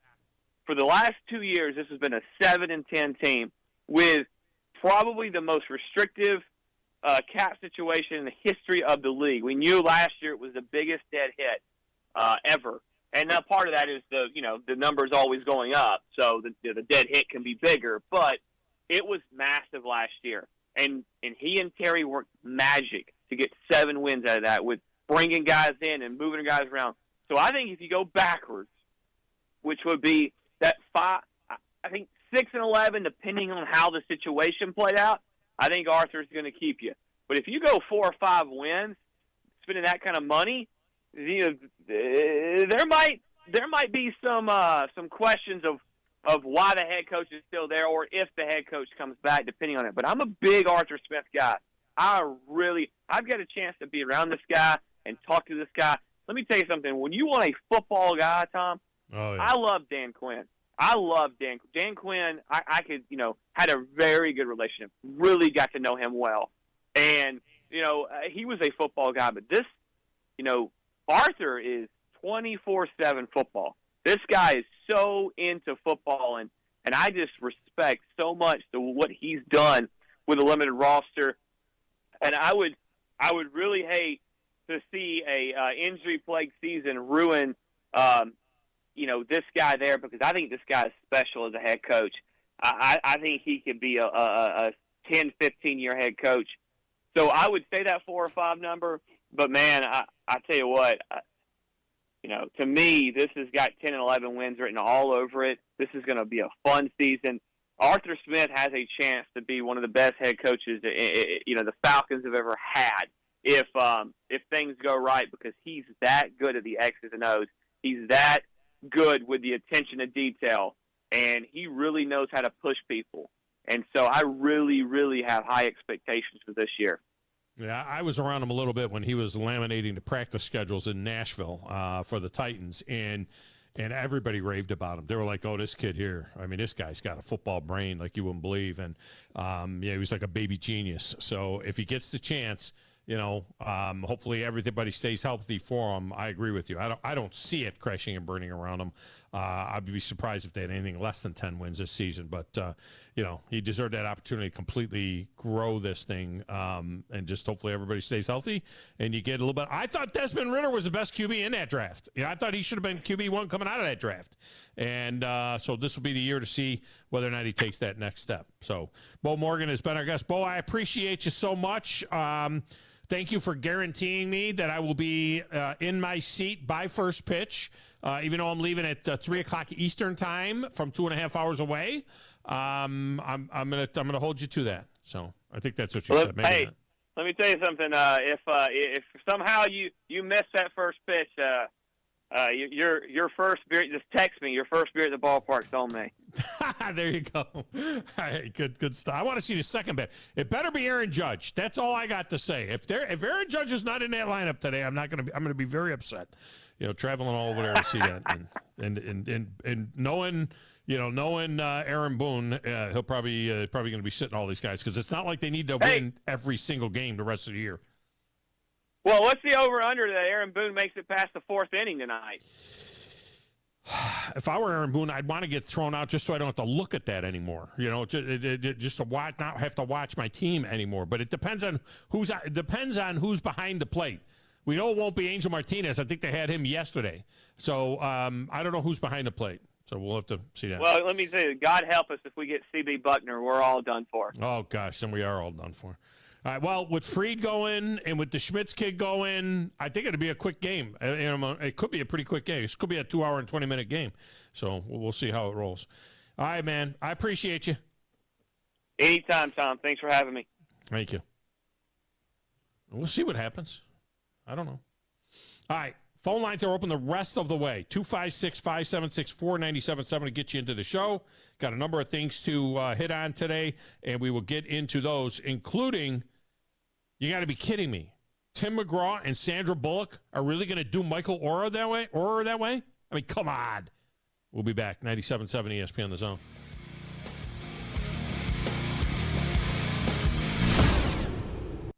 I've always gotten tons of UTIs. Cranberry products never worked for me, and I was desperate for a way to be proactive. I'm Jenna Ryan, CEO and founder of Eucora. We've worked with doctors to develop effective urinary tract health products. Just mix a packet of Eucora with water and drink it when you need support, like right after intimacy. Eucora is helping over 100,000 women stay healthy. Ready to join them? Get 30% off at eucora.com/radio. That's UQORA.com/radio. Forgiveness. Wow, what a word. What a gift. All of us have done things in our lives that we regret. All of us have done things that are disobedient. All of us have sinned and fallen short of the glory of God. Thank God for his forgiveness. Thank God that he separates our sins as far as the east is from the west and remembers them no more. Hey, I'm John Dees, pastor at Cross Point Church, smack dab across the street from the YMCA in Madison. Check us out at cpcfamily.org. It's an amazing time in our industry. Things are changing so rapidly. With digital signatures and workflow software, we help our customers work from anywhere. This helps you save time and money and upgrade your technologies. Like I said, it's an amazing time to watch our customers grow and succeed. Just ask anyone. The Lion Group. This is Wes Neighbors sitting here with Philip Love of not only Eagle Insulation, now he represents Eagle Companies. Eagle through the years have added several companies to help individuals or builders through their construction renovation process. Eagle is known to represent quality, efficiency, and professionalism. Philip, I know you do insulation, but do you do masonry? We do. Do you do grading, erosion control, and dirt hauled off? We do. Do you do after paint, which includes shower doors, mirrors, shelving blinds, and bath hardware? Yes, we do, Wes. Do you do landscaping and irrigation? Yes, we do. So basically, Eagle can help you all along your process of building your house or doing renovations. So do you do plumbing? We do not, Wes, but we can find somebody to do it. Just give them time. They'll be there. Anyway, call Eagle Insulation at 256-755-1556. Eagle saves you time. Eagle saves you money. Call Eagle today.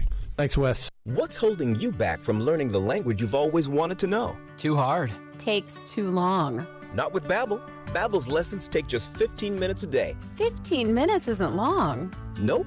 And they're fun. So you don't realize you're learning a language, but you are. In 3 weeks, you're able to start having conversations. And Babbel's lessons are built around real life. And with Babbel, it isn't hard. It's perfect. Now try Babbel free. Just go to Babbel.com. That's BABBEL.com. Do you have discomfort in your legs? Varicose veins can affect not only how your legs look, but how they feel. Symptoms of varicose veins include pain, swelling, aching, heaviness, and fatigue. Dr. Tracy Lowery of Best Vein Care of Huntsville can diagnose and treat your varicose veins with the latest minimally invasive techniques. Diagnosis and treatment is covered by most insurances. Call 256-715-7151 to schedule your free screening. Go to bestveincarehuntsville.com. Next time you're online looking for landscaping inspiration, open Instagram and check out Southern Gent Landscaping. They can help make your yard your dream outdoor oasis. Southern Gent Landscaping can handle it all, from landscape maintenance and installation to irrigation and hardscapes, even AstroTurf. Turn your yard into a landscape you'll be proud to show off. Call Southern Gent Landscaping at 256-509-6088. 509-6088. Southern Gent Landscaping. Professional landscaping performed with satisfaction guaranteed. From the Fox 54 Weather Center, I'm meteorologist Emily Owen. For this Monday, expect another hot afternoon across the Tennessee Valley. An excessive heat warning remains in effect until 8 o'clock. We'll see scattered showers and storms start to develop sometime in the evening. A few of these could turn strong to severe. Low temperatures expected to fall into the low 70s for the overnight. I'm meteorologist Emily Owen on your home for ESPN Radio 97.7 ESPN, The Zone. Thomas from Talent Heating and Air back in studio with us. And Thomas, those temperatures in the summertime starting to rise once again. You want to make sure you're not left out in the heat. You want some cold AC, give Talent Heating and Air a call. That's right. If you give us a call, we can generally get out there the same day. So we pride ourselves on the same day service. And what's that number? 256-503-4490. And if those AC units are giving you the blues and you've already called someone else, never fear, give Talent Heating and Air a call because you guys can still come out. That's right. We do free second opinions on major repairs and quotes. A lot of times we save our customers thousands of dollars and additionally get their units repaired before the other guy could even get started. And that number for Talent Heating and Air is? 256-503-4490. And if you can't give Talent Heating and Air a call, you can find them online at talenthvac.com. Schedule all your appointment service calls there. Talent Heating and Air. Give them a call or find them online today. The best place to get 50s diner-style homemade delectables is Bubby's Diner. Located at 8412 Whitesburg Drive Southeast, try their all-new expanded breakfast menu with homemade waffles, omelets, and shrimp and grits. With 3 generations of experience, Chris Bubby Belcher has the best burgers in town. Don't forget to leave without a homemade pie or a hand-spun milkshake. Give Bubby's a call today at 256-513-8080. Bubby's Diner, home of the donut burger. Normally, when you call a roofing company, all you hear is, you need a new roof. Not when you call Fleming Roofing and Restoration. Since 1965, the folks at Fleming have been focused on what you need, whether it's an easy repair or a full roof replacement, commercial or residential. And when it comes to storm damage, you want Fleming on your side. They know all the ins and outs of insurance claims and will guide you through the entire process. Log on FlemingHSV.com and book your free estimate today. Fleming Roofing and Restoration. We show up. From the Alabama Crimson Tide to the Atlanta Braves, we are 97.7 ESPN The Zone.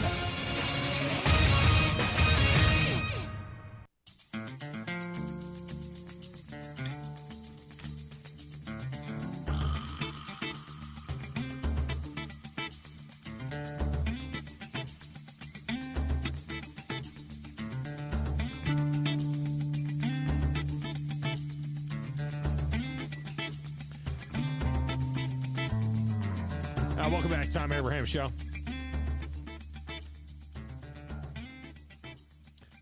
All right, this segment of the Thom Abraham Show is brought to you by our good friends at Pond La Hockey Giordano. You know, injuries happen at work all the time, and you get these motor vehicle and slip and accident, fall accidents as well. And if you're hurt at work or if you're injured in an accident, you got to call my friends at Pond La Hockey Giordano. They're not just great attorneys, but they are truly advocates who will fight for you and know the ins and outs of the legal game. So when you're facing tough times, you need a team in your corner that's got your best interests at heart. That's Pond La Hockey.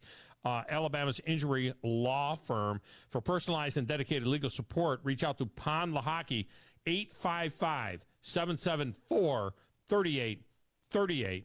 That's 855-774-3838, or just visit pondlahockey.com. Phone lines are open, 256-576-4977. We'll get you into the show. By the way, the AP poll has come out during the show here today. Georgia, a near unanimous number one in the AP. Slight difference in the AP, though, then from the coaches poll. The coaches poll had Alabama third. In the AP poll, Alabama is fourth. So it goes Georgia, number one, Michigan, number two, and they got two of the remaining three first-place votes. And then Ohio State, number three, Alabama, number four, LSU 5, USC 6, Penn State 7, Florida State 8, Clemson 9, Washington 10. That is your top 10. Other SEC teams, can we say Texas? They're kind of an SEC team now. They're at number 11. Tennessee is at number 12. Let's see who Oklahoma's number 20. We got to pay attention to them now because they're going to be in the SEC soon. Ole Miss is 22. Texas A&M is 23. So there is your poll. If you need them, Notre Dame at number 13 in the poll as well. So that poll has come out. And there's a story floating around now that Michael Oher is suing what he thought were his adopted parents, but apparently they are not. And we know, of course, them as Tim McGraw and Sandra Bullock, right? I mean, it was Tim McGraw and Sandra Bullock. Well, at least they played his adopted parents from The Blind Side. And you remember the story, this rich family from Memphis adopts this poor kid, and, he in like 2003, 2004, something like that, he's playing for Hugh Freeze, in high school there in Memphis, and so on. Well, it turns out that Michael Oher was never adopted by the Tuohy family, and that they were conservators over him, and given legal authority to make any business deals in his name. And apparently, the movie has made over $300 million. I don't know what the costs were on it, but that's what the gross has been in royalties and so on. It was an Oscar-winning movie that made over $300 million. Michael Oher has got nothing. Nothing. It's his story. It's his story. The Tuohys, as we know, Tim McGraw and Sandra Bullock, who she'd never looked better in her life than she did in that movie, portraying Leanne Tuohy. Sean and Leanne Tuohy. The Tuohys have made all the money, and the family. The petition alleges, according to ESPN, that the Tuohys used their power as conservators to strike a deal that paid them and their two birth children millions of dollars. Remember the little kid, the little boy? Remember the little boy? That paid them millions of dollars in royalty from the Oscar-winning film. Oher got nothing for the story that would not have existed without him, according to the claim. In the years since, the Tuohys have continued calling 37-year-old Michael Oher their adopted son, and have used that assertion to promote their foundation, as well as Leanne Tuohy's work as an author and a motivational speaker. The lie of Michael's adoption is one upon which co-conservators Leanne Tuohy and Sean Tuohy have enriched themselves at the expense of their ward, which would be Michael Oher.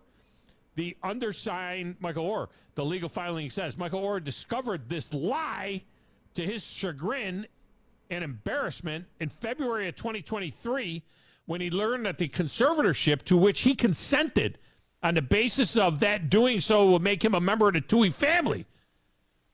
In fact, provided him no familial relationship with the Tuohys. Now, they did that. He was 18 years old at the time, so they did it with a conservatorship. But he thought, if I was adopted, I was a member of the family, which means I would get a cut of my movie. The Tuohy family did not immediately return phone calls on Monday to the numbers that were listed for them. Might have changed those by now. Oher's petition asked the court to end the Tuohy's conservatorship and to issue an injunction barring them from using his name and this is NIL. His name, image, and likeness. It also seeks full accounting of the money that the Tuohys have earned using Oher's name, and to have the couple pay him his fair share of the profits, as well as unspecified compensatory and punitive damages. I don't think he deserves any compensatory and punitive damages. I mean, come on. Since at least August of 2004, conservators have allowed Michael specifically and the public generally to believe that the conservators adopted Michael and have used that untruth to gain financial advantages for themselves and the foundations for which they own or which they exercise control. All monies made in said manner should in all conscience and equity be disgorged and paid over to the said ward, Michael Oher. Now, look, he deserves a cut of this thing, right? Andy, I mean, come on. I mean, it's his movie. It's about him. The movie's about him. I mean, he deserves an equal cut. My goodness gracious. Bet you got a whole writer's strike going on about that exact thing right now. During a 2 weeks still. Oher was a rising high school senior when he signed the conservatorship papers, and he has written that the Tuohys told him that he was essentially no different. There was no difference between adoption and conservatorship. Quote, they explained to me that it means pretty much the exact same thing as adoptive parents, but that the laws were just written in a way that took my age into account. Orr wrote in his 2011 best-selling memoir, I Beat the Odds. But there are important legal distinctions. If Orr had been adopted by the Tuohys, he would have been a legal member of the family, and he would have retained power to handle his own financial affairs. Under conservatorship, Orr surrendered that authority to the Tuohys, even though he was a legal adult with no known physical or psychological disabilities. No, I don't know that they pulled a fast one over him. But it sounds like a legal loophole to me. Like, because it was a conservator and not an adoption, they weren't legally obligated to pay him shares of something that was about their family? You got to touch them up. Now, listen to this. Listen to what we're talking about. Like, it sounds extremely scummy if that's all that it is. How much money do you think the kids made on this movie? I mean, it sounds like none. According to the legal filing. Oh, you're talking about Orr or the other kid? The real kids. I mean, they're birth kids. Oh, like. According to the legal filing, the movie paid the Tuohys and their 2 birth children each $225,000, plus 2.5% of the film's defined net proceeds. The movie became a critical acclaimed blockbuster, grossing more than $300 million at the box office and tens of millions of dollars more in home video sales. The film received an Oscar nomination, blah, blah, blah. The deal allowed the Tuohys to profit from the field. The petition alleges a separate 2007 contract purportedly signed by Orr appears to give away to 20th Century Fox Studio the rights to his life story without any payment whatsoever. Well, why would he do that? Why would they do that to him, and why would he, even at that age, do that? I mean, he was like 21, 22 years old in 2007. He trusted these people. He trusted these people. Come on, Sandra Bullock. Hand over some of that money to this kid. It's his story, for God's sakes. Anyway. There you go. All right, let me go to the lines. LSU Lynch is up first. Hey, look at here. It's LSU Lynch. LSU Lynch, what's going on? Son, how much, Brandon, thank you. Brandon is the best dude ever, is he not? Y'all got his ticket. He's high on that list, that's for sure. I think he's number one. Plus, I've always bragged on him. Y'all have the best conversations. Now, here's my problem. Why are we not doing a trifecta, a $25 champion chicken trifecta with what time you leave the studio to what time that you pick up your boys at the mall and then what time you arrive on campus? Why are we not gambling here? Why are we not? Because people are they're saying you're not going to get there. They're saying I'm not going to get there. Now, here's the thing, Lynch. I just checked my phone. It was 2 hours and 36 minutes. Now it's 2 hours and 49 minutes. But it doesn't have anything to do with Atlanta traffic. It has to do with there's some blockage of traffic that is somewhere by by Nickajack Lake. By Nickajack Lake, halfway between here and Chattanooga, there's some work stoppage or something that's going to hold me up like 15 minutes. So we'll see what the numbers end up being. But I'm leaving at 2 o'clock Central. Why is my son calling me now? He knows I'm on the radio. I'm leaving at 2 o'clock. I can't believe it. One of my boys that's riding with me is calling. He's want to make sure you got that Yankee pad, Dad. Go ahead. No, it's not Captain Cool. Captain Cool is being my Angry Dan is picking up Captain Cool, my other sons, and the Knuckle Dog and the Natural are riding with me, and Angry Dan is picking up Captain Cool in Huntsville. They're riding together, and the Knuckle Dog and the Natural are riding with me from Winchester there. And we're all and then we're meeting Chad and Drew and Scott, and we're all supposed to meet at the Cumberland Mall. Gotcha. Yeah, but I still hate that we couldn't have gambled on the times, man. We should have been able to gamble. The over or under to get to the stadium. After I pick them up at the mall and get to the stadium, I'm going to say the over or an under is 5:30 Central, 6:30. No, I'll say 5:45 Central, 6:45 Eastern. First pitch is at 7:20. So I'm going to say 6:45. I'm walking through the gates of that stadium, Eastern time. I'm going over. Oh, no. Now, look here. What's going on with Phillip? Has Phillip not, have we still not heard from Phillip? No, we have not heard from Phillip. How many days has that been? It's been not days. It's been weeks. I mean, it's been a minute. Let's see, 9-0. Listening to the show. I hope so. I don't know. Here, okay. I found his. Let's see. No, that's North Dakota Dave. I'm looking in the text window to try and find his. I wonder what area code that is. I remember it was a 9 something. I don't know what that number was that he used to text me from. Phillip. No, that doesn't come up either. I don't know. I got to find him. Well, it's a shame that he's not calling in because we miss him, you know.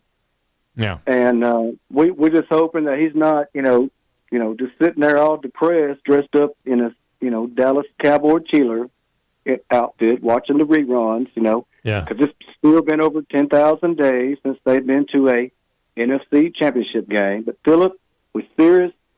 Call the show, Thom. You are part of the show. Yeah, we're worrying about Phillip. He's he's a legend. He's part of the family. He's a legend. He was calling before, before any of you guys knew him. He was calling, back in the day in my Nashville show. That's where I first met him. Exactly. So, right, man. Did you get my text of my boys being baptized and all that? Did you get all that? I did. We gave congratulations for that. That's a wonderful thing. Yeah, I don't know if you heard that or not, but congratulations. They had the T-shirts made and all that, so it's a great thing. But hey, y'all have a safe trip. Enjoy the game. Eat a good hot dog over there, brother. All right, man. Appreciate you. Is this Phillip here? I don't know if that's Phillip or not. Might be. Might not be. It says that Norfolk, the area code for Norfolk is 757. I don't know if that's him or not. I'm not sure. All right, let me get one more in here. Plainsman Preston. Preston! There's a country unheard from. How you doing, my friend? Afraid today's your birthday and you forgot. Oh, by the way, let me, with you on the line, let me say this. Auburn has won a national championship. The Auburn Tigers won the Bassmaster College National Championship at Pickwick Lake this past weekend. So congratulations to the Auburn fishing team. They'll be on Bassmaster Radio. But the Auburn fishing team won the national championship. They're a juggernaut. What Alabama is to football, Auburn is to fishing. So there you go. Well, that's wonderful. Yeah. You could read the story at my Facebook page. Or I'm not really concerned with that. Let me tell you what I'm concerned with, okay? Yeah. You're not going to make it with that plan. Oh, come on! I got to make it, man. Now, last time, I used to live over there 40 years ago. I don't know why anybody would. Dreadful place. So I love the Braves. So 2.5 months ago, I flew for the first time in 6 years. You remember I used to fly somewhere every weekend? You did. You used to go, You used to go to a lot of minor league stuff back in the day. So I went over to Atlanta and caught a flight, and I left about 8 hours before the flight. Got stuck in traffic, and right as I was finally got to the airport, right as I was finally walking up to my gate, they were calling for us to be seated. Oh my gosh! Listen now. Remember though, the stadium is on the north side of Atlanta, right? It's in, Marietta? It's in Marietta. I live on the north side of Atlanta. Remember, I'm coming out of Winchester, so I'll go through Chattanooga. You live in Tennessee. I know that, but I'm saying I'm coming from the north side, so what happened, I don't have to go through Atlanta. So I am coming through Chattanooga and then down 75 to Truist Park, which is, 15, 20 minutes north of Atlanta proper. So I don't have to go through all that Atlanta traffic as much. I think I'm going to be all right. Have you ever driven in traffic in Chattanooga? Oh, the traffic in Chattanooga is disgusting. I go through there 3 times a month. It is terrible. Terrible. Well, you better account for that too. You better change your time frame on that And also, you will be astounded at how long it takes to get from Cumberland Mall to Truist Park. Y'all better meet at the ballpark. It says it's a mile. Well, here's the thing. Doesn't matter. I have the parking pass. 25 minutes to go a half mile in Atlanta. See, I have the parking pass, and so that's why we're meeting at Cumberland Mall. They're all jumping in the back of my truck, and I'm driving them in because it's $50 for parking, supposedly. So I'm like, okay, you guys, I'll take his over. I have a free parking pass. Last time I was over there, but okay. Maybe it's not. Maybe it is $20. Maybe we'll see what time it is when I'm getting close. So, first pitch is 7:20.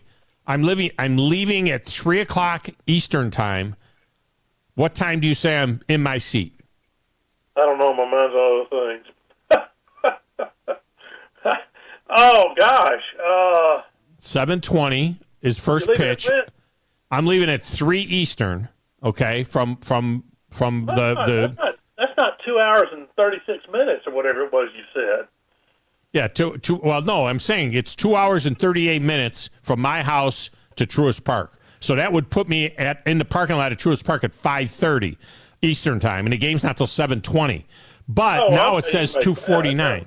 So I think I'm all right. I think you can make that, but I wouldn't get involved in all that Cumberland Mall business. Well, maybe we'll pick a new place that's north of. You tickets for free, so they can cough up a little bit for parking. Well, yeah, you're right. You're right on that. All right, man. Oh, by the way, happy birthday! Oh, it's not our birthday yet. It's only August 14th. Yeah, but I'm just doing it because since I've already called this year, I probably won't call on your birthday. Well, that would not be very nice of you. You better call. Sorry, I'm a busy man. I hear you. Appreciate you. You just called to break my stones that I'm not going to be in there on time. Be kidding me. It'll be a close call. Are you sure I can do this? I just go ahead and take these calls. You want me to take these calls? Go for it. We got a couple minutes. You could do it? Okay. We'll lock and load these two guys. Kramer is next. Kramer, welcome to the show. How are you? Hey, I'm doing good, Big Dog. How about you? I am fantastic. Hey, have a great time tonight. It should be fun. The Yankees, are 5-3 since 2020 and 10-4 against the Braves since 2015. So, do I smell some wins for the Yankees on deck? We're circling the drain, man. It's over. It's over. I mean, after that game yesterday, it doesn't matter. 2015, 2018, 2020, 20 minutes ago doesn't matter. What happened yesterday? That was a stake through the heart of the Yankees. They're 5 games out of the wild card, for God's sakes. They're 13 games out of the division. I mean, it's ridiculous. It is ridiculous. And then to the Orioles. I mean, where did that come from? I mean, I'm loving the Orioles right now, but, man, where did that come from? So that's wild. Yeah. But, maybe, the Braves with the third lowest payroll, with the third lowest payroll in all of baseball, by the way. Yeah, I know. It's amazing. But, maybe the Yankees luck out and get creamed by the Braves, 20-something to nothing in each game. And then maybe Boone gets kiffined at the Hartsfield-Jackson Atlanta Airport. That would be nice. No, I don't want to see them get whacked like that. I need to see an Aaron Judge home run. He better be in the lineup today. I'm going to be I'm going to be upset if he's not in the lineup. Yeah, well, have a great time. And Brandon is a Auburn or Alabama fan, right? Big time. Well, and then LSU Lynch is LSU. This is football season. All this dog love is great, but it's football season. Yeah. I mean, they're right. Yeah, it's coming now. Yeah. Yeah. All right, Big Dog. I'll talk to you later. Appreciate you. Lynch's 2 boys who just got baptized and are a part of the family. They are Alabama fans. All right, let me get Todd from Huntsville in here and end this thing. Todd, welcome to the show. How are you? Thank you very much, Tom. To talk to you, I'm great. Thanks for asking, sir. First of all, LSU Lynch's boys getting baptized. Great day for him and his family and his kids. That's a great thing to hear. Absolutely. Secondly, is it just you and a bunch of guys going? Your sons, correct? Going to, yeah, it's me, my sons, and then also Scott and Drew from the morning show, and Chad. Okay, no women. No chicks. Nope. Okay, then I'm taking the under on you getting there plenty of time to see the game. There you go. Okay. I'll make it. I'm telling you, I'm going to make it. No question. With time to spare. I think so. I mean, it's. I'm giving myself, even if it's 3 hours, and I'm leaving at 2. That puts me there at 5 Central. would be 6 Eastern. Game's not till 7:20. You're golden. You're golden. You won't be making stops on the way, and you're golden. Enjoy the game. Yeah, I think I'm good. Enjoy the game. All right, Todd. Appreciate you, man. Bye-bye. Thanks. Mongo says, wonder if you'd save time going Scottsboro to Rome. Well, the guys that are coming out of Huntsville, yes. 5 of the guys are coming out of Huntsville. Remember, I'm coming out of Winchester. I live northeast of Huntsville. I'm at the Big Dog Production Studio today. So today I will come out. I will go over to 24 and then over the mountain and down to Chattanooga, get stuck in Chattanooga traffic, and then I'll make the bend onto 75. Then I'll get stuck in 75 traffic, and then all the way to Truist Park. So I'll be okay. I think I'm going to make it. Biggest thing for the over-under right there is that Chattanooga traffic. The Chattanooga traffic is the one I'm scared about. That's the one I'm most scared about, is the Chattanooga traffic. There's no doubt about it. All right. We're going to have a lot to get to tomorrow because I left a lot on the sheet today. I had all kinds of stuff on the sheet today. Tomorrow's show prep is already done because I didn't get to any of these things that I want to get to tomorrow, but we will tomorrow. All right, wish us the best of luck. I think we'll be all right. We'll see how it goes. So until then, the Paul Feinbaum Show is coming up next, and then The Drive with Steve and Wes. Thanks to the Bandy Man for mixing the show today, and Grizz for hanging out in the background and helping him.